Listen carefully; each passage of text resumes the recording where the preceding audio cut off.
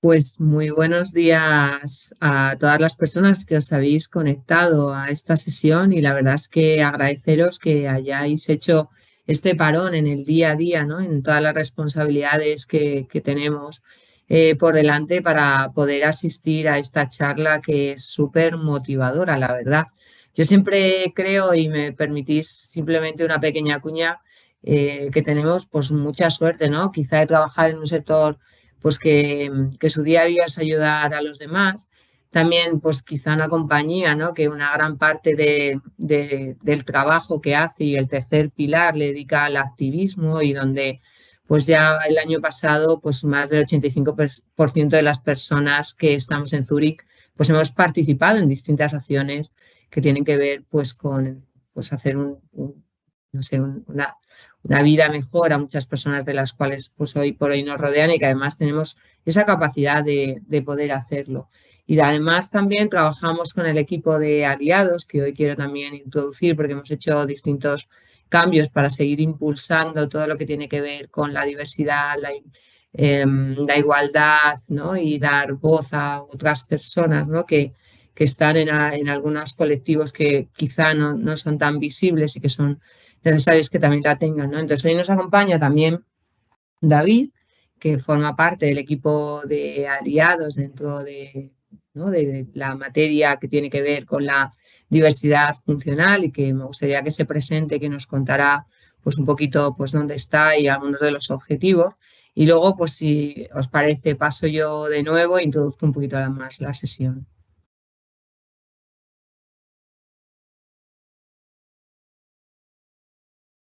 Gracias, Sonia. Buenos días a todos. Pues como comentaba Sonia, este año hemos renovado el equipo de aliados y en el equipo de aliados por la diversidad funcional también nos hemos renovado y en este equipo pues lo integramos Elena Valletbo, de responsabilidad corporativa, Adrián Ruiz, Luis Arcas y Fran Toledo y yo mismo. En este caso yo he recogido el testigo como portavoz del equipo por parte de Elena y por nuestra parte me pongo tanto el equipo como yo a vuestra disposición para cualquier consulta o duda que tengáis sobre cualquier tema relacionado con la diversidad funcional. Para este año nos hemos marcado como objetivo normalizar y sensibilizar sobre la diversidad funcional y poderos comunicar los beneficios a los que podemos tener derecho si disponemos de un certificado de discapacidad.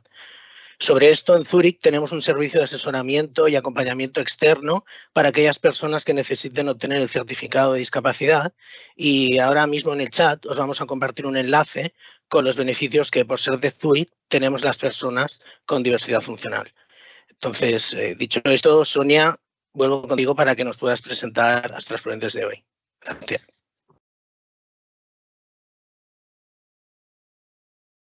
Pues David, muchísimas gracias y la verdad es que agradecerte muchísimo el que formes parte, ¿no? Del equipo de aliados y que nos ayudes pues con todas estas iniciativas.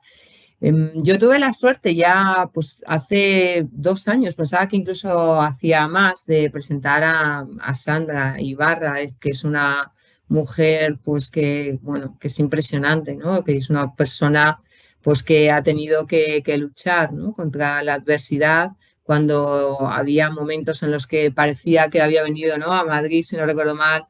Sandra nos contabas hacer unas cosas y cómo la vida la había ido cambiando y en todo este proceso, en todo este tiempo, todo lo que había ido aprendiendo y que haya dedicado pues, ¿no? su vida también a ayudar muchísimo más a los demás.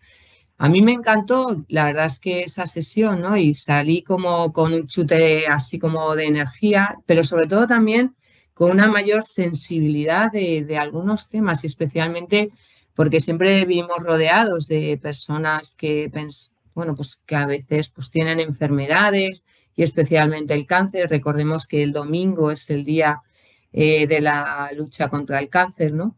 Pero no sé si tenemos a veces toda la sensibilidad que, que cogemos a veces en estas charlas, que de verdad que son muy interesantes. Yo recuerdo una persona que además está en Zúrich, que es un compañero, estaba en Siniestros conmigo, ahora ya pues no está, pero seguimos teniendo relación, ¿no? Que también había sufrido o ha sobrevivido a un cáncer, pero lo que te queda después, pues bueno, tiene, o sea, de verdad que te lo cuenta que tiene que ver incluso con temas tan mundanos como hacerte un seguro en una compañía de seguros, ¿eh? O sea, o coger no sé, o tener una hipoteca o hacer distintas cosas, ¿no? Cómo te limita. Y luego también, pues me gusta mucho todo lo que habla Sandra, ¿no? Del acompañamiento, ¿no? A las personas que lo han sufrido y también a los familiares que a veces yo creo que a veces incluso lo llevan peor. Así es que a mí me parece una charla súper interesante y la verdad es que una mujer pues me parece súper potente y he visto que, bueno, pues aparte de que es presidenta de la Fundación Sandra Ibarra de Solidaridad frente al Cáncer, autora del libro Las cuentas de la felicidad y coautora del libro Hablemos sobre felicidad, que hemos tenido 2 minutines y hemos hablado un poco porque es súper potente, miembro honorario de las top 100 mujeres líderes en España. Creo que has sido elegido 3 veces, que me ha parecido verte. Además, una ponente de congresos espectacular, medalla de oro de la Cruz Roja. Bueno, yo creo que tienes una lista de reconocimientos muy importantes, pero quizá el mayor reconocimiento es justo este, ¿no? El que te podamos escuchar y que nos llevemos aprendizajes para, bueno, pues los que tenemos que convivir con algunas situaciones difíciles ahora mismo. Así que muchas gracias. Bueno, buenos días a todos. Muchísimas gracias, Sonia, por la presentación que me has hecho con tanto cariño. Veo que te quedaste con aquella ponencia, con aquella conferencia que tuvimos, que para mí es un placer poder colaborar y sumar con entidades que creéis de verdad en que se pueden cambiar las cosas y trabajar con los empleados. Así que muchísimas gracias por organizar este encuentro en torno a la salud y también, bueno, pues dar esa posibilidad que decimos de seguir aprendiendo y mejorando la salud, ¿no? Que como yo siempre digo, es lo más importante que tenemos y sin salud no existe nada más. Es decir, lo demás da igual. Yo siempre digo que la salud no es el ODS número 3. Son los 17 ODS, porque es transversal. Sin salud no hay economía, ni progreso, ni existe nada más. Y bueno, como bien decías, a mí me tocó aprenderlo muy pronto, con 20 años, cuando me diagnosticaron leucemia por primera vez. Me curé, tuve una recaída a los 28 y bueno, pues como os podéis imaginar, pues el camino no ha sido nada fácil y bueno, pues me sentí una privilegiada, ¿no? Por haberlo superado, porque muchas personas no se curan de un cáncer y yo me he curado de 2, ¿no? Y esa es la razón por la que existe la fundación que lleva mi nombre, que al final es un altavoz para sensibilizar en torno a la enfermedad que es el cáncer y es a la enfermedad de nuestro siglo. Yo siempre digo que la verdadera pandemia es el cáncer. Como bien decía Sonia, el domingo es el Día Internacional del Cáncer. Ayer la Organización Mundial de la Salud daba los nuevos datos y nos decían que en el año 2022 ha habido 20 millones de diagnósticos de cáncer, un poquito menos del 9,7% de fallecimientos. Y el dato más alarmante es que aumenta un 77% para 2050. Esto significa que en el año 2050 habrá unos 35 millones de personas diagnosticadas de cáncer, que han sido diagnosticadas de cáncer. Yo te digo que si estamos preparados en nuestro sistema sanitario y nuestra sociedad para acoger a la cantidad de enfermedades y de enfermos crónicos que va a haber, ¿no? Y eso estamos trabajando en la Fundación Sandra Ibarra para resetear el mundo, ¿no? Creo que al final esto hay que hablar de One Health, de una sola salud, ¿no? La salud del planeta, la salud humana y la salud animal, que está todo conectado y necesitamos resetear el mundo. Estamos hablando de los problemas de las restricciones que tenemos de agua, estamos contaminando el mar, es decir, vivimos más años, pero no de más calidad, y tenemos modelos existenciales y organizacionales del siglo pasado, modelos organizacionales del siglo pasado, ¿no? Entonces toca poner el foco, ser el altavoz y cambiar las cosas, ¿no? Y en eso estamos, y nosotros centrados en el cáncer. Los datos son que 1 de cada 2 hombres y 1 de cada 3 mujeres va a tener cáncer. Y ante esto, yo creo que lo sabemos todos, ¿no? Hay 2 herramientas fundamentales. La investigación, y lo hemos visto con el COVID. La solución está en los laboratorios. Necesitamos invertir en investigación porque el cáncer no es una enfermedad, son muchas enfermedades. Hay más de 200 tipos de cáncer. Cada uno actúa de manera diferente, con sus variaciones son casi 400, ¿no? Entonces, solo se investigan los cánceres que tienen más incidencia, pero hace falta que nos curemos todos y que avancemos todos y que no dejemos a nadie atrás. Y luego también la prevención. ahí tenemos la buena noticia. La buena noticia es que hay un 40% de los cánceres que son evitables. Vamos a intentar que las personas no enfermen, ¿no? Si hay un 40% evitable, ¿por qué no lo estamos haciendo, ¿no? Yo cuando me reúno con los consejeros o con los ministros de Sanidad, de Salud, podemos evitar que las personas se enfermen, es mucho más barato, porque también hay que hablar de cifras, ¿no? Y es mucho más barato que no enferme para todos. Y estos factores de riesgo que podemos... Hoy el título de la conferencia es la prevención salvavidas, ¿no? Y es un poco lo que nos queremos centrar, en esa prevención con un estilo de vida saludable. Pero me gustaría aclarar también algo que no se especifica en muchas ocasiones, que existe prevención primaria y prevención secundaria. Y para los que no lo conozcáis, la prevención primaria es la que consiste en reducir o evitar los factores que están relacionados directamente con la aparición del cáncer. Esos son el tabaco, que se lo sabemos todos, que es el responsable de un 30% de la mortalidad producida y es una de las primeras causas. Y seguimos, todavía es la era de la información y no sé qué nos pasa que no estamos llegando a la sociedad. Y el tabaco, cada vez hay más jóvenes y adolescentes que fuman más, es decir, algo estamos haciendo mal y necesitamos llegar a la sociedad. El alcohol también está implicado en un 3% y la combinación de alcohol y tabaco multiplica entre 10 y 100 veces el riesgo de tener cáncer. Y el sobrepeso y la obesidad. Por eso es importante este concepto de estilo de vida saludable. Y estas medidas de prevención primaria se tienen que combinar con la que conocemos todos mucho mejor, yo creo que es la prevención secundaria, ¿no? Ese diagnóstico precoz, ese cribado que se hace, esa mamografía que sobre todo las mujeres ya son muy conscientes y se realizan cada año en el tema del colon, los hombres en próstata, es decir, esas pruebas que nos van a hacer que el cáncer se diagnostique en estadios iniciales y el pronóstico de curación sea muchísimo mejor, ¿no? Entonces, creo que hoy es un día importante para conocer uno de los factores que nos queremos centrar en esta prevención primaria, que es la nutrición, y tenemos la suerte de tener a Raquel Sánchez con nosotros, que es es dietista y especialista en nutrición oncológica. Ella forma parte de una de las empresas que colabora con la Fundación Sandra Ibarra. Tenemos una aplicación que creo que también ya muchos de vosotros la conocéis, que se llama Escuela de Vida. Y hay un apartado que es de servicios, ¿no? Y ahí ofrecemos servicios para acompañar, para cuidar y acompañar a los pacientes y supervivientes de cáncer, y ellos están en este ámbito, ¿no?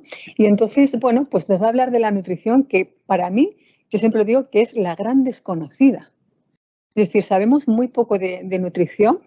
De hecho, creo que no sabemos comprar, no leemos las etiquetas, no sabemos cuál es lo que nos beneficia para nuestra salud, porque no es lo mismo un deportista que una mujer embarazada, que una mujer con menopausia o que un hombre en las diferentes etapas de la vida. Digo mujer porque siempre hay una tendencia a hablar en femenino.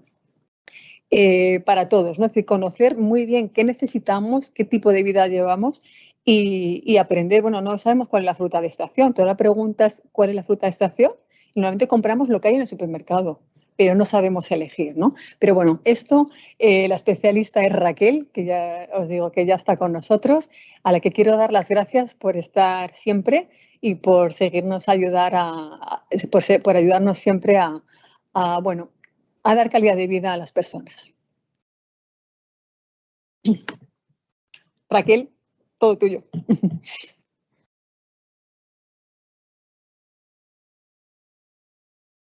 El audio, Raquel, no te oímos. ¿Ahora me oís? Sí. Ahora Decía sí. que muchas gracias, Sandra, por la presentación tan bonita que siempre me haces, y muchas gracias a vosotros por organizar estas jornadas. La verdad es que admiro que haya empresas que se impliquen de esta forma en esta semana o en este mes, ¿no? Que se intenta hacer mucha concienciación en la lucha contra el cáncer, y vale la pena efectivamente hablar de prevención, vale mucho la pena. Todos los datos que ha dado Sandra es un poco el inicio de mi presentación también, porque nos gusta mucho poner peso en todo eso que podemos hacer para evitar que esta pandemia realmente llegue a cifras que no podamos sostener ni como sociedad ni como sistema sanitario. Y cuando ves que realmente las cifras hablan por sí solas y podemos prevenir una gran parte de esta enfermedad, vale mucho la pena trabajar y llegar a todos los colectivos, desde los niños más pequeñitos que tienen que empezar tienen que aprender a comer, tienen que evitar todo este vapeo que estamos viendo ahora, e intentar entender qué es lo que va a hacer de su vida mucho más saludable y un poco poner peso en qué mal se vive con cáncer y qué mal se vive sin salud, ¿no? Que esto a veces también quizá en el Día Internacional del Cáncer, con el tema del lazo rosa y demás, se banaliza un poco la enfermedad y parece que es guay, ¿no? A veces me lo he llegado a plantear, ¿no? A salir en una foto sin pelo o, bueno, como que está bien y no. Es realmente horrible pasar por esta enfermedad. Es horrible pasar por los tratamientos convencionales, que por suerte y gracias a la investigación están evolucionando mucho, pero lo mejor sería no llegar a tener nunca un diagnóstico. Entonces, bueno, pues a eso vamos, ¿no? A explicar o a hablar un poco de prevención. Voy a poner el foco principalmente en alimentación, pero antes voy a hacer una pequeña introducción de qué es todo eso que podemos evitar. Vale, voy a ver si puedo pasar las slides. Antes, aquí. Bueno, ¿de qué hablaremos hoy? Voy a intentar ajustarme muy bien al tiempo. Me voy a presentar quién soy y por qué me dedico a esto. Vamos a hablar de la incidencia del cáncer, de los factores de riesgo, de las medidas preventivas y de, para mí, los dos focos que son los más importantes. Yo soy especialista en nutrición, pero nunca me quiero olvidar del ejercicio porque sería para mí el foco principal. Y esto a veces siempre digo, ¿no? Cuando una persona contacta para trabajar conmigo, siempre le digo, bueno, tú haces ejercicio y haces terapia psicológica porque cuando estos dos pilares los tenemos cubiertos, entonces vamos a ir a la alimentación. Pero si muchas veces partimos de una persona que es súper sedentaria o que tiene un estado emocional complicado, me gusta antes resolver estos que irnos a la alimentación, porque a veces la alimentación puede ser un causante más de estrés en una situación de enfermedad. Entonces digo, primero, hagamos ejercicio, tengamos la mente en calma con el diagnóstico, previo al diagnóstico, y luego ya vamos a hablar de alimentación. Entonces, para mí un foco muy importante es el ejercicio físico y luego he puesto dos bonus track que son algo que se habla mucho, que tienen que ver con la alimentación. Uno es el mito del azúcar y otro son los disruptores endocrinos porque están muy, muy, muy relacionados con la incidencia de cáncer de mama hormonodependiente, que es uno de los más o el más frecuente actualmente en mujeres. Bueno, he ido muy rápida. ¿Quién soy y por qué me dedico a esto? Bueno, yo como Sandra también fui diagnosticada de cáncer, en mi caso en 2014, yo tenía 34 años y yo creo que como casi todo el mundo que se dedica a la especialización o a acompañar a paciente oncológico, en algún momento de su vida ha tenido contacto con la enfermedad, bien sea de manera personal o con un familiar. Porque es un trabajo complicado, es un trabajo precioso, pero es un trabajo complicado porque continuamente estás viviendo historias difíciles. Algunas salen adelante, muchas salen adelante, por suerte a día de hoy, pero también hay algunas que acaban no saliendo adelante y que la enfermedad pues acaba con la vida de las personas a las que estás acompañando. Por tanto, es un trabajo que es difícil y o hay un aspecto emocional y vivencial que te une a ello o, bueno, es complicado dedicarse a esta especialización. En mi caso, yo trabajaba en algo totalmente diferente.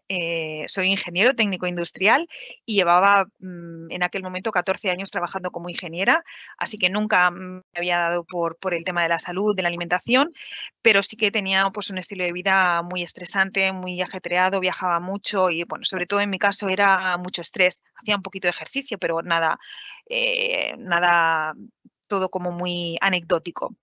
Y en 2014 pues enfermé, me diagnosticaron un linfoma, es una enfermedad también oncohematológica como la leucemia que tuvo Sandra, en mi caso era un linfoma del sistema linfático y en aquel momento tuve que someterme al tratamiento de choque más agresivo que había, que era pues, quimioterapia con anticuerpos monoclonales, un cóctel que duró 2 años y medio.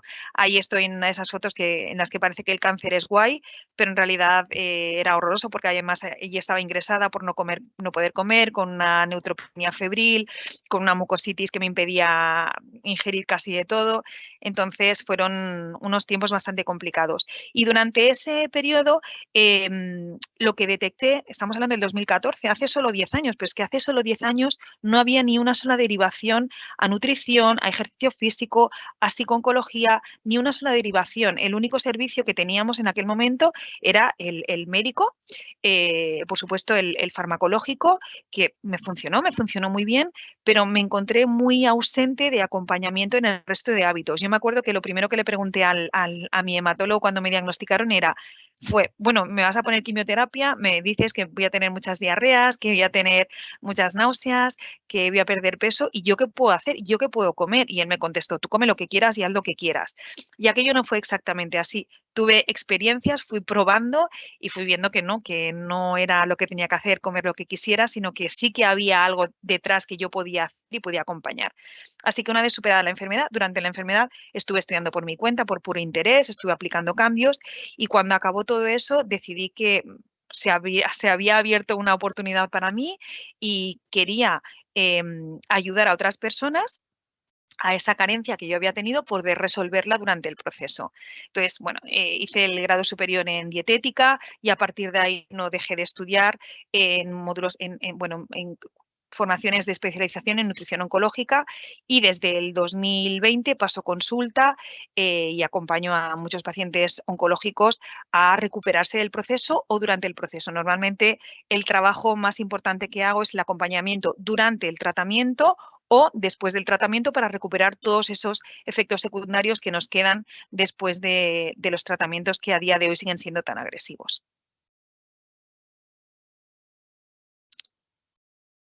Y una vez me he presentado, paso a ver. Vale. Ahora vamos a hablar de la incidencia, que es un poco la introducción que nos ha hecho Sandra. Justo esta semana se ha publicado la SEOM, la Sociedad Española de Oncología Médica, ha publicado estos datos del cáncer en cifras. Y efectivamente en España se estima que en 2040 la incidencia alcance unos 341.000 diagnósticos de cáncer. Es cierto que el diagnóstico tiene mucho que ver con el envejecimiento de la población. El cáncer per se es una enfermedad que es más frecuente, que tiene que ver con el envejecimiento celular y por lo tanto va a ser siempre más frecuente cuanto mayor sea la población. Por tanto, el hecho de aumentar la esperanza de vida de la población ya es per sí un hecho que nos va a hacer aumentar la incidencia. También es verdad que se hacen diagnósticos mucho más precoces. Lo que hablábamos de la prevención secundaria, gracias a todos los cribados, se está diagnosticando mucho más. Por eso también aumenta la incidencia. Entonces, estos dos factores está claro que van a impactar, pero no nos olvidemos de que hay factores que no son el envejecimiento o el cribado que hacen que aumenten esta incidencia.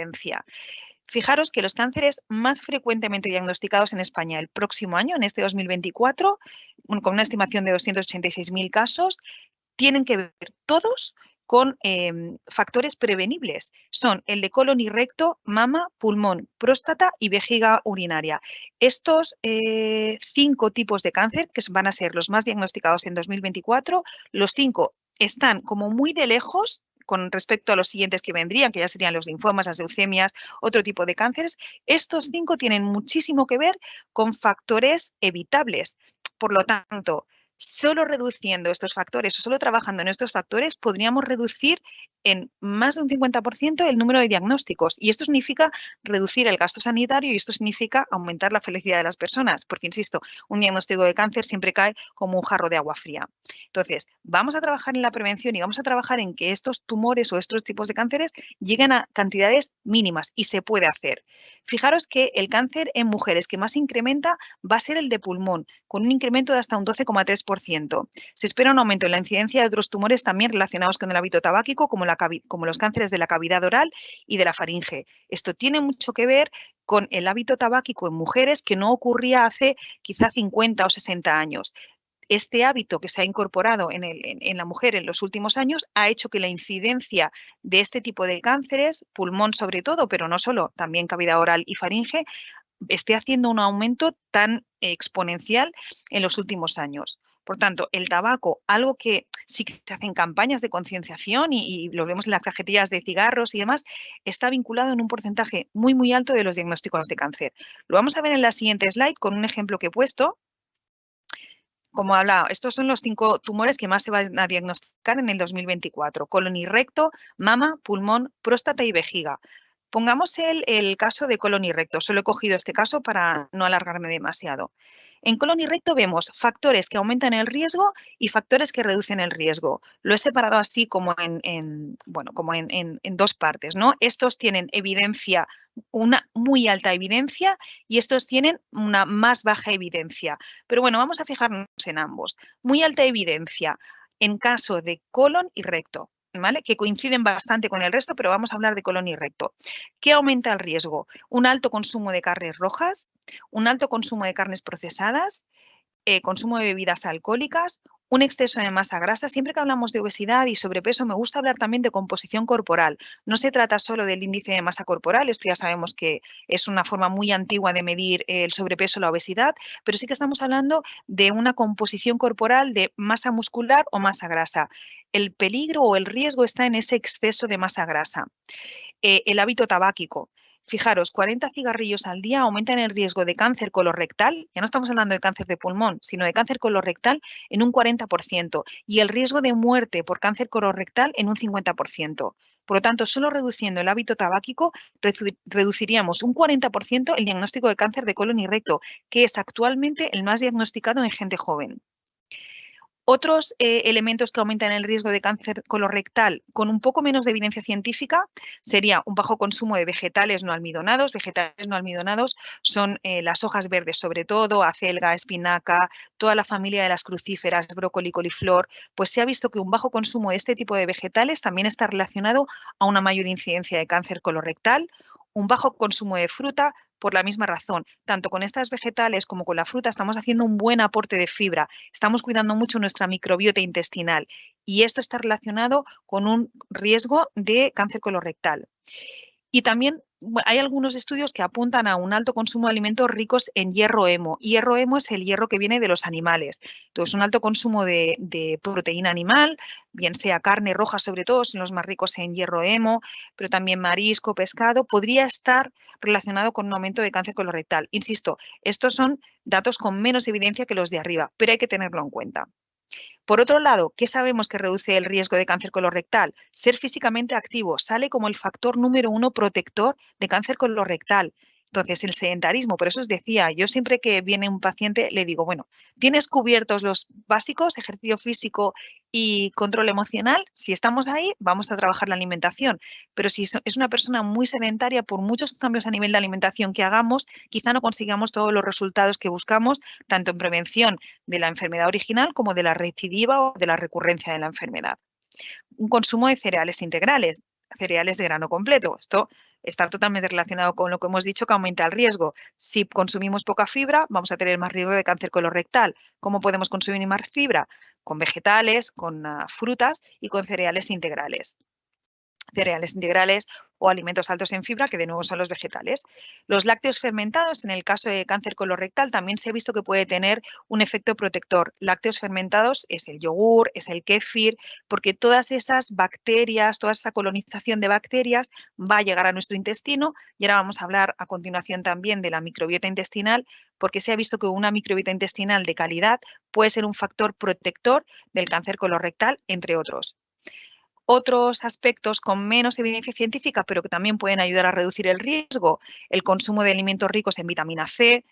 Alimentos ricos en vitamina C son todos los cítricos, naranja, limón, pomelo, es el pimiento rojo crudo, es el perejil. Estos alimentos son muy ricos y van a ayudar a reducir una cierta incidencia del cáncer colorectal, el pescado y suplementación con vitamina D. Ahora también se están abriendo muchos estudios en cuanto a qué valores de vitamina D podrían ser protectores y se ha visto que difícilmente llegamos a los niveles que deberíamos tener para conseguir un efecto protector en cáncer con simplemente la exposición al sol. Por tanto, muchas veces vamos a tener que suplementar. Pero ya os digo, estos son como la continuación, ¿no? Primero tenemos que tener cubierto lo básico. Así que ya veis, podríamos reducir solo con el tabaco un 40% y con el resto de medidas hasta un 50-60% de diagnósticos de cáncer colorectal solo haciendo esto, trabajando en hábitos de vida saludable. Y no es tan difícil, solo que no estamos llegando a la población, no sé por qué razón. Pero de nuevo, el cáncer colorectal es el más diagnosticado en gente joven. La cosa es alarmante. Entonces, debemos empezar a poner mucho peso y trabajar mucho en esto o el sistema sanitario va a explotar y no va a ser capaz de que lo sostengamos de ninguna de las formas. Seguimos hablando de factores de riesgo y también son datos extraídos del informe de la SEOM que se acaba de publicar. Como os decía, sí que es cierto que el aumento del envejecimiento de la población, el aumento de la cantidad de personas que somos y la detección precoz son factores que hacen que se detecten más. Pero no nos olvidemos de la exposición de los factores de riesgo. Y de nuevo, aquí salen los factores de riesgo modificables que más impacto tienen en los diagnósticos. El tabaco. Una tercera parte de las muertes por cáncer son debidas a factores evitables. Ya no es solo que haya un diagnóstico, sino que el pronóstico de la enfermedad se complica mucho cuando mantenemos estos factores de riesgo. Así que lo primero es evitarlos para reducir la incidencia de la enfermedad y una vez que nos han diagnosticado, reducirlos para evitar la mortalidad o para reducir el riesgo de mortalidad. El 90% de los casos de cáncer de pulmón son debidos al tabaco. El 90% de los casos de pulmón. Cierto es que hay un 10% de diagnósticos de cáncer de pulmón en personas que nunca han fumado y nunca han estado expuestas al tabaco. Pero estamos hablando de reducir el 90% de los casos. Para el resto está la investigación y ahí hay que seguir. Pero si podemos evitarlo con un factor de riesgo, es lo más sencillo. Y además el tabaco es agente causal en otros cánceres, como el de cabeza y cuello, vejiga, riñón, esófago, páncreas, estómago y colorectal. Así que cuando hablamos de tabaco no pensemos solo en cáncer de colon, en cáncer de pulmón, pensemos en que es agente causal en muchos otros. Así que, bueno, como veis, con el tabaco soy muy pesada, pero es que los informes, las estadísticas y las informaciones y la bibliografía insisten mucho en esto y apuntan muchísimo a cuánto ganaríamos si dejáramos de fumar. El exceso de peso, de nuevo, porcentaje de masa grasa con respecto a porcentaje de masa muscular. El consumo de alcohol, la exposición a radiación ultravioleta, una mala alimentación, que es de lo que vamos a hablar a continuación, infecciones patógenas, infecciones como por ejemplo la exposición crónica a la bacteria Helicobacter pylori, está muy relacionada con cáncer de estómago, o la coinfección por el virus del papiloma humano, que está muy relacionado con el cáncer de cuello de útero. Entonces, estas infecciones también podemos tratarlas a través de la vacunación o a través de una erradicación del proceso para reducir el riesgo del desarrollo de estos tipos de tumores. Y la inactividad física, el sedentarismo, que tiene mucho impacto. Fijaros, poco comparado con el tabaco, pero tiene mucho impacto.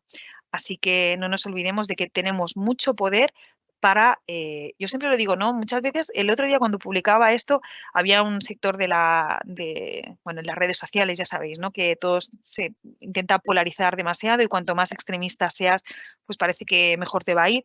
Y uno de estos extremos decían que estos datos eran muy alarmantes porque lo único que hacían era asustar a la sociedad y que la farmacéutica siguiera ganando dinero. Y yo digo, bueno, podemos darle la vuelta, ¿no?, a esto y no tomarlo así, sino que estos datos, y además si te lees el informe de la SEOM, está muy clara. En ningún caso habla de tratamientos farmacológicos. En todo momento el informe habla de factores de riesgo modificables. Nos está diciendo es que nosotros, personas, tenemos mucho que hacer para que estas estadísticas se reviertan. Así que esto no es una mafia o una conspiración o algo que la farmacéutica quiera hacer para ganar mucho dinero y hacernos morir a todos. No, es que se trata de que nosotros tenemos mucho poder para revertir estos datos. De nuevo, con factores de riesgo, bueno, estos son, aparte del tabaco, el consumo de alcohol, el porcentaje de masa grasa y las infecciones pues, por virus de papiloma humano, sobre todo, y por Helicobacter pylori, que estarían detrás de muchos otros cánceres. Así que quedémonos con esto, ¿no? Con que el mayor porcentaje de diagnósticos tienen que ver con factores de riesgo evitables. Y ahí es donde vamos a ir. Esto es lo último que quería hablar sobre medidas preventivas. No sé si habéis oído hablar de los hallmarks del cáncer. Los hallmarks son simplemente unas características que definen a todas las células cancerosas. Entonces, hasta ahora habían 12, ahora ya hay unos cuantos más y esto se define porque nos ayuda a identificar, ayuda a los investigadores a identificar estrategias terapéuticas para atacar las células cancerosas y, por tanto, tratar la enfermedad. Pero fijaros que últimamente se han incorporado unos nuevos hallmarks, unas nuevas características en las que, de nuevo, nosotros, a través de nuestros hábitos, podemos interceder. Unas son la inflamación crónica de bajo grado. La inflamación facilita la tumorogénesis, esto es el crecimiento tumoral, y nosotros podemos, con un estilo de vida antiinflamatorio y una alimentación antiinflamatoria, hacer que este factor de riesgo, esta característica en la que las células tumorales se encuentran cómodas, se reduzca. Si nosotros vivimos en un ambiente continuamente inflamado, las células que van mutando van a crecer más fácilmente. Por tanto, alimentación antiinflamatoria, estilo de vida antiinflamatorio. Un microbioma polimórfico, nuestra microbiota intestinal, pero también la microbiota de nuestra piel. Sabemos que tener, y esto es lo último que dicen estas investigaciones, están súper chulas, pero ya hablan de la microbiota. Y ya sabemos que una microbiota intestinal, de esto que tanto se ha hablado, ¿no? Una microbiota rica, una microbiota donde tengamos bacterias buenas por encima de malas, va a ayudar a reducir el riesgo de desarrollar las células tumorales. La inmunomodulación. ¿Qué le pasa a las células cancerosas? Que evaden nuestro sistema inmune, saben escaparse de él. Entonces, si nuestro sistema inmune lo tenemos despistadillo, tenemos un sistema inmune débil, las células cancerosas van a poder crecer más. Y de nuevo, con nuestros hábitos, nosotros podemos estimular nuestro sistema inmune y podemos mantener a nuestro sistema inmune en forma, que al final es nuestro ejército. Y también sabemos que las células tumorales tienen un metabolismo afectado, un metabolismo diferente al de las células sanas. Y en esto están ahora trabajando muchas estrategias, tanto a nivel nutricional como a nivel farmacológico, para atacar a ese metabolismo de estas células tumorales que están funcionando mal. Pues también con nuestros hábitos nosotros podemos trabajar en que el metabolismo celular funcione mejor. Hay unos orgánulos dentro de las células que se llaman mitocondrias que dan energía a las células. Pues estas células cancerosas tienen esas mitocondrias alteradas. Si nosotros conseguimos reparar nuestras mitocondrias, muy probablemente podremos reducir el número de células cancerosas que tenemos. Y por tanto, todo esto, a través de estos factores como la alimentación, el ejercicio físico, la exposición al sol y la reducción del estrés, vamos a hacer que bajemos inflamación, nuestra microbiota sea mejor, nuestro sistema inmune funcione mejor y nuestras mitocondrias funcionen mejor. Y con todo ello se lo vamos a poner muy difícil al cáncer para que progrese. Medidas preventivas, lo que hablamos. Terapias cuerpo-mente, muy importante. Sabemos que niveles de estrés mantenidos en el tiempo durante mucho tiempo producen inflamación crónica de bajo grado y la inflamación crónica de bajo grado nos va a llevar al riesgo de que las células cancerosas se puedan desarrollar. El ejercicio físico, pasárselo bien, bailar, salir, relacionarse, no estar todo el día ahí en las redes sociales viendo qué puedo hacer para evitar el cáncer sentado en mi sofá. Respetar los ritmos circadianos, dormir de noche, despertar de día, por la mañana exponernos al sol y hacer las actividades de día, por la noche descansar, dormir a una hora temprana, no estar expuesto a pantallas hasta las 3 de la mañana. Por supuesto, la alimentación y la poca exposición a los productos tóxicos. Aquí, sobre todo en cánceres hormonodependientes, el cáncer de mama hormonal está muy relacionado con la exposición a productos tóxicos. Por tanto, cuantas menos cosas tóxicas nos pongamos en el cuerpo, respiremos y utilicemos, mucho mejor. Vamos a hablar un poquito de esto después también. El ejercicio, como os decía, ya pasó a la alimentación. El ejercicio nos va a ayudar a mejorar nuestra composición corporal, por lo tanto, bajaremos el porcentaje de masa grasa y tendremos ahí un factor de protección. Nos ayuda a mejorar la sensibilidad de la insulina. Los picos de insulina también están relacionados con algunos tipos de cáncer. No voy a entrar en este detalle, pero nos ayuda mucho a controlar la sensibilidad de la insulina. Nos ayuda a mejorar la funcionalidad de nuestro sistema inmune. Recordad, el sistema inmune tiene que estar a tope para poder detectar las células cancerosas y cargárselas. Ayuda a reducir las sustancias proinflamatorias, ayuda a reducir los niveles hormonales en sangre, muy relacionados con los cánceres hormonodependientes, mama, próstata, y aumenta el metabolismo energético. Por lo tanto, hace que nuestras células, esa mitocondria, funcione mucho mejor. En el caso de supervivientes, esto sería para reducir la incidencia, pero en los supervivientes nos va a ayudar a mejorar todos los aspectos que quedan dañados tras los tratamientos, sobre todo la quimioterapia. La quimioterapia es muy cardiotóxica. Con el ejercicio mejoramos la capacidad cardiovascular, mejoramos la movilidad en mujeres operadas de cáncer de mama que se quedan sin movilidad. Se reducen las neuropatías periféricas, muy impactantes en algunos tipos de quimioterapia. Tenemos mucha sensibilidad en manos y pies. Reduce el riesgo de osteoporosis, también un riesgo muy alto en cáncer de mama hormonal, mujeres muy jóvenes que se quedan sin menstruación. reduce los dolores físicos musculares, reduce la ansiedad y la depresión. Aquí os dejo 2 libros que han sido publicados en estos 2 últimos meses que me encantan. Uno es El ejercicio, Muro contra el cáncer, de Adrián Castillo, es una maravilla. Y el de Soraya Casla, que supongo que la conocéis, también es una crack en ejercicio y cáncer, ante el cáncer, Muévete. Son 2 libros que hablan de la prevención. El de Adrián es más sobre prevención y el de Soraya es más, una vez nos han diagnosticado, ¿qué podemos hacer? Así que súper recomendables los 2. Y ahora ya entramos en la parte de alimentación. Y aquí lo he querido hacer muy sencillo, porque seguro que todos habéis oído hablar de alimentarse bien, alimentarse mal. ¿Qué es esto de alimentarse bien o mal? Unos defienden mucho las dietas vegetarianas o veganas para la prevención del cáncer. Otros hablan de dieta cetogénica. Ahora se habla mucho de dieta cetogénica y cáncer. Otros hablan de dieta mediterránea. Pues depende.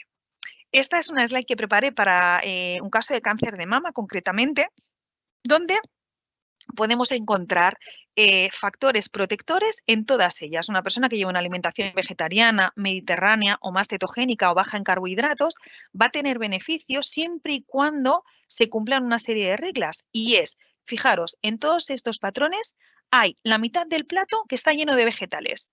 Estos son frutas y verduras. Quizá en la cetogénica hay menos frutas y muchas más verduras, en la mediterránea más o menos y en la vegetariana más o menos. Pero siempre hay una mitad del plato llena de vegetales. Cuando vamos a la vegetariana, las proteínas las obtendremos de las legumbres, de los huevos si somos lacto-vegetarianos y de los lácteos. En la mediterránea, sobre todo del pescado azul pequeño, pero también de las carnes, de las aves, de los huevos.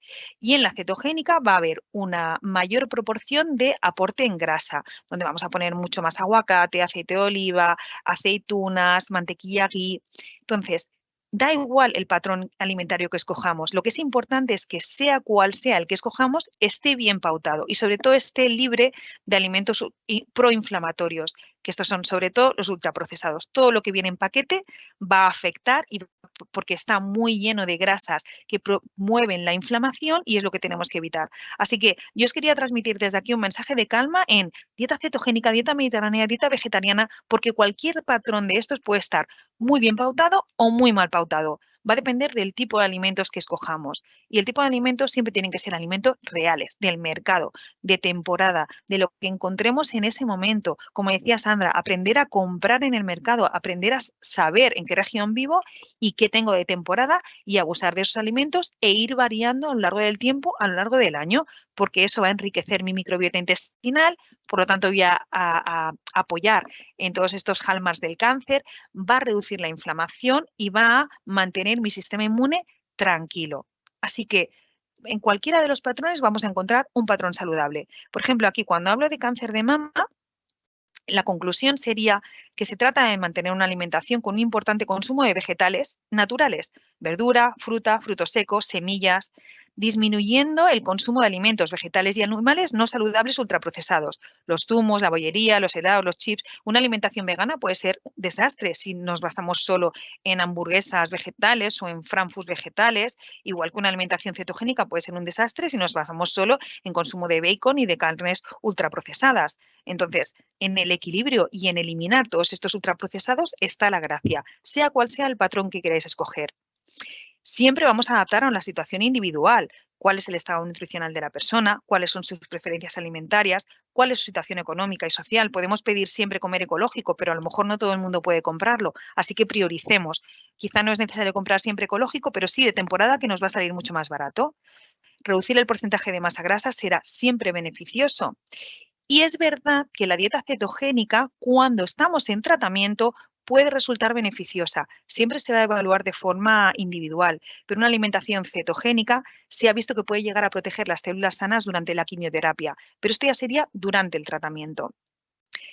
Así que para la prevención, la mitad del plato tienen que ser verduras y hortalizas, una cuarta parte del plato tienen que ser proteínas de calidad, de alimentos, carne, pescado, huevos, lácteos, legumbres. Hay un aporte imprescindible de grasas de calidad, sobre todo aceite de oliva virgen extra, que para eso estamos en el país en el que estamos.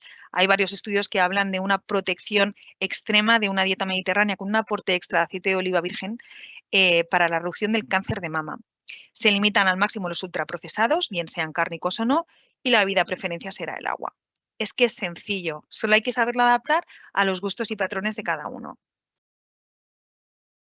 Y voy a ir muy rápido porque creo que me estoy comiendo el tiempo con uno de los mitos que más se habla en alimentación, el azúcar, ¿no? Es decir, pues que me voy a quitar el azúcar porque el azúcar alimenta el cáncer. A ver, el azúcar es una fuente de carbohidratos. Cualquier alimento que sea rico en carbohidratos, ya sean las legumbres, las frutas, las verduras, se van a convertir en azúcar en el proceso final de la digestión. Entonces, no hay estudios concluyentes bien diseñados que relacionen de forma directa el consumo de azúcar y cáncer, pero sí de forma indirecta, sobre todo en sus formas ultraprocesadas y de absorción rápida, porque promueven la inflamación crónica que hemos hablado antes, alteran la microbiota intestinal, por tanto, de nuevo volvemos a factores de riesgo y hacen aumentar el porcentaje de masa grasa. Volvemos a hablar de factores de riesgo. Por lo tanto, no es que el azúcar alimente las células cancerosas, porque las células cancerosas tienen estrategias para captar nutrientes de donde haya, sino que el consumo de azúcar en sus formas de absorción rápida promueven estos tres factores que están relacionados con una mayor incidencia de cáncer. Por tanto, alimentos ricos en carbohidratos que sí podemos tomar porque son de absorción lenta, cereales, frutas, tubérculos, verduras y legumbres. ¿Cuáles son los que son de absorción rápida y tienen este impacto? Los ultraprocesados, el azúcar, el zumo, la miel, la bollería, los refrescos, todos los postres, snacks. Entonces, vamos a reducir esos alimentos para evitar que el azúcar en este contexto sí que tenga un mayor impacto en la incidencia de cáncer, porque realmente sí lo tiene de forma indirecta. Y el último punto que quería comentar, que sí que tiene que ver con la alimentación porque se utilizan muchos disruptores endocrinos en la cocina, es este. Y es un último punto, pero me parece importante. Como os decía, en mujeres uno de los cánceres que más se diagnostican es el cáncer de mama hormonodependiente. Sabemos que este tipo de tumores tiene mucho que ver con la exposición a hormonas que la mujer tiene durante su vida. Las hormonas pueden ser de origen endógeno, que son las que nosotras producimos por nuestros ovarios y por nuestra grasa, pero también de origen exógeno, que son los que tienen que ver con aquellos que se producen a consecuencia de estar en contacto con productos tóxicos que alteran nuestro sistema endocrino y este se comporta como si estuviéramos fabricando hormonas. Estos compuestos los podemos encontrar en productos de cosmética, en productos de limpieza, pero también en la cocina.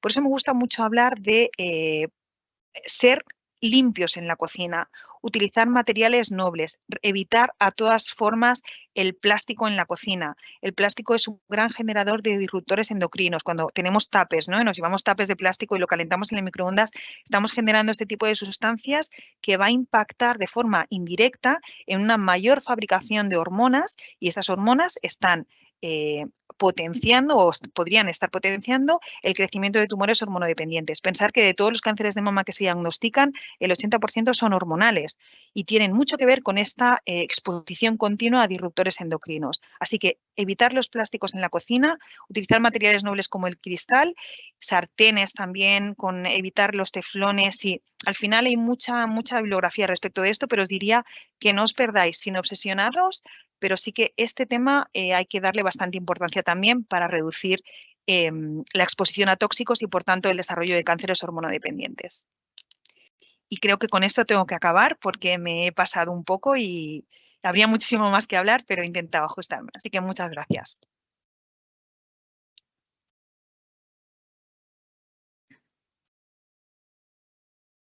Estupendo. Oye, pues muchísimas gracias. La verdad es que hay un montón de comentarios en el chat y también hay preguntas. Vamos a lanzar algunas y las que no lleguemos a contestar, pues las contestaremos como siempre hacemos en los webinars posteriormente. Confirmar que hay varias preguntas, confirmar que sí que se graba esta sesión y luego la podéis o volver a ver o ver los que no han podido quedarse, ¿vale? A ver, empiezo por esta, una de las más votadas. ¿Qué se entiende por actividad física a efectos preventivos contra el cáncer? ¿Basta con caminar o es importante el ejercicio de fuerza o cardio de intensidad? Raquel, creo que es la pregunta para ti.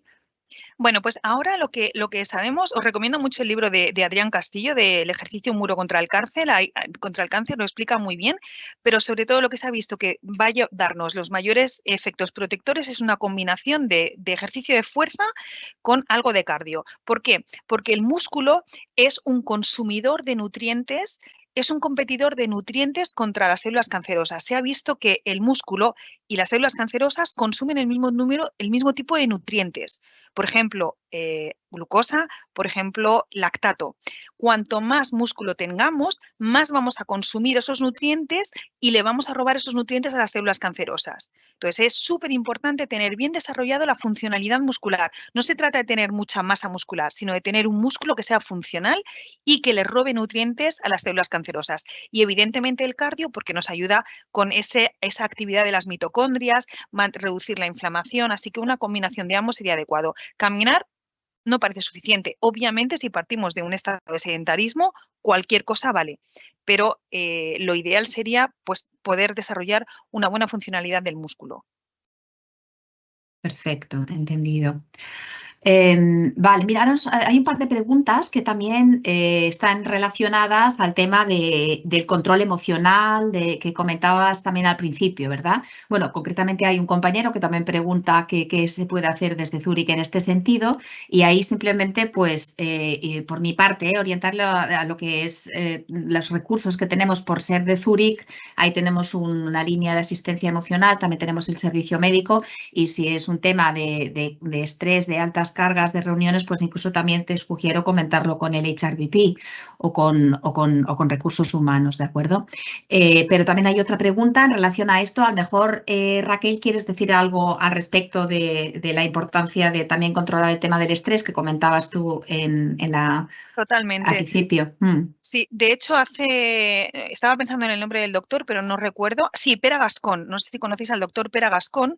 Pere Gascón ha pasado casi toda su vida, es un oncólogo que ha trabajado toda la vida en el hospital clínico y él ha gastado mucho tiempo de su vida investigando cómo el estrés podía afectar el desarrollo de las células cancerosas. Y finalmente, hace 5 o 6 años, se le aprobaron sus estudios y se aprobó y se demostró que efectivamente el estrés está detrás de la inflamación crónica de bajo grado, siendo, como os he explicado, ¿no?, que la inflamación crónica es uno de los hallmarks del cáncer, es algo que aprovechan las células tumorales para crecer. Si nosotros tenemos un estrés sostenido en el tiempo, estamos secretando una serie de citoquinas proinflamatorias que no nos dejan estar en un estado desinflamado. Y ahí, en ese estado de inflamación crónica, las células tumorales aprovechan para crecer. Es su ambiente. El ambiente tumoral es un ambiente proinflamatorio. Así que ahora ya sabemos, con evidencia científica suficiente, que el estrés crónico produce inflamación y, por tanto, mayor riesgo de cáncer. Os invito a leer a Pere Gascón, es muy interesante. Fenomenal, muchas gracias. Aquí una pregunta también para ti, Raquel. Dice, mi padre falleció de cáncer en 2014. ¿Qué opinión nos merecen los menús y dietas que se establecen en los hospitales, especialmente para pacientes de cáncer? Que en este sentido también hay otra pregunta luego que pregunta los comedores en los colegios o incluso de los pequeños en las guarderías, de diferente tipo de comedores en hospitales, colegios, guarderías y demás. ¿Nos puedes decir tu opinión, Raquel? Bueno, siento el tema de tu padre. Fíjate que en 2014 fue cuando me diagnosticaron a mí y fue donde vi la necesidad absoluta y extrema de dedicarme a esto, porque realmente era horrible. En 2014, cuando a mí me diagnosticaron y en ese ingreso que aparezco en la foto, yo estaba ingresada por una mucositis que me la provocó una neutropenia febril. Básicamente, la quimioterapia me provocó una irritación de toda la mucosa y no podía comer de nada. Básicamente me ingresaron porque no podía comer por el dolor tan extremo que tenía. Bueno, pues me traían para comer tostadas de biscotes. Claro, eso se me rompía en la boca y me provocaba úlceras y arañazos. Entonces, ese era el nivel de alimentación que teníamos. Y ahí fue donde vi una clara necesidad de cambio, por mi propia experiencia y por lo que veía en los demás. Y cuando hablamos de los comedores escolares, se empiezan a hacer algunos cambios, pero es que el cambio lo tenemos que hacer nosotros como sociedad, porque en mi caso yo tengo 6 sobrinos y he vivido el crecimiento de todos ellos en los colegios y muchas veces las quejas vienen de los padres, que por qué les ponen pescado todos los días o por qué les ponen legumbres todos los días, por el amor de Dios, porque es lo que deben comer y cuando estas quejas vienen de los padres es muy difícil que el colegio haga un cambio. Entonces el cambio lo tenemos que hacer todos y como sociedad debemos aprender y apretar todos a que esto empiece a cambiar.